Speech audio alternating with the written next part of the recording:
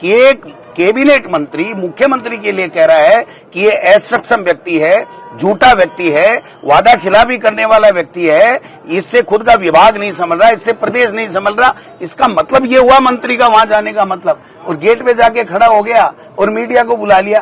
क्या तमाशा है भाई।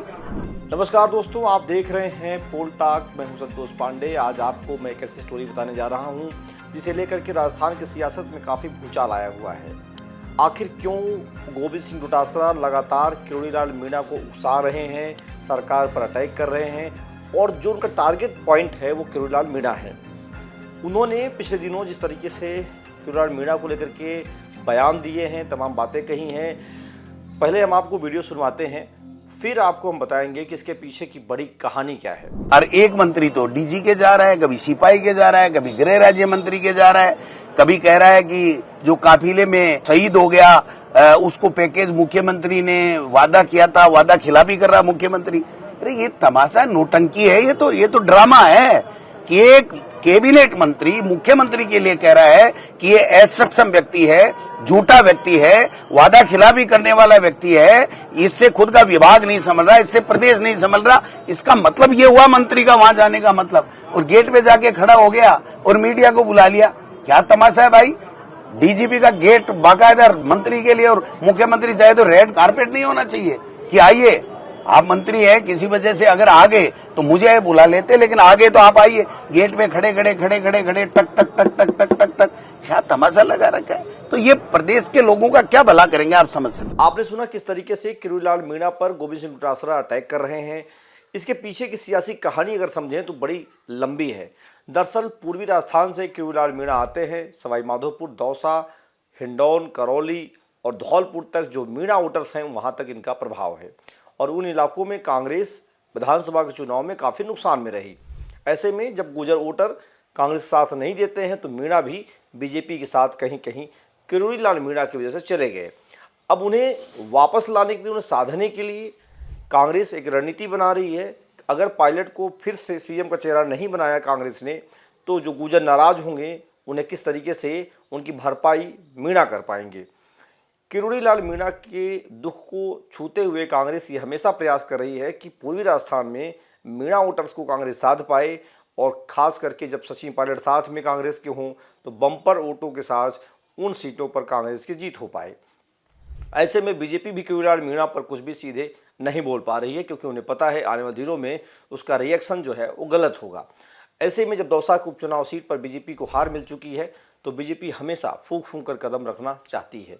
मीणा वोटर्स पर दोनों की नज़र है, बीजेपी और कांग्रेस की, क्योंकि कांग्रेस के पास भी कोई बड़ा चेहरा मीणाओं का नहीं है। हालांकि विधायक कई हैं, वहीं बीजेपी के पास भी बड़ी संख्या में मीणा विधायक हैं, लेकिन कोई भी किरोड़ीलाल मीणा के बराबर का नहीं है।